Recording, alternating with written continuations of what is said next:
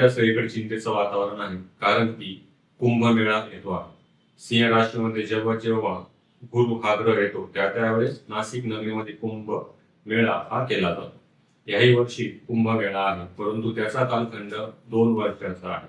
तर सध्या ह्याच विषयाला धरून सध्या सगळीकडे चिंतेचं वातावरण आहे की या कालखंडामध्ये विवाह होतील का? तर याच्याच उत्तरावरती आपण आज बोलणार आहोत. कुंभमेळ्यामध्ये जर बघितलं तर विवाहाचे मुहूर्त नसतात, हे जरी सत्य असलं तर यावर्षी तो कालखंड 2 वर्षाचा आहे. म्हणजे 2 वर्ष लग्न होणार नाही असा होतो का? तर नाही. या 2 वर्षामध्ये विवाह होतील, कारण की ते टप्प्याटप्प्याने होणार आहे. कुंभाचा कालखंड हा 3 टप्प्यांमध्ये विभागलेला आहे, त्यामुळे त्याचा कालखंड 28 महिन्यांचा म्हणजे 2 वर्षांचा झालेला आहे.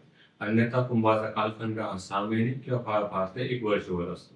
तर ह्या मधल्या टप्प्यामध्ये विवाहाचे मुहूर्त असतील आणि विवाह केले जातील.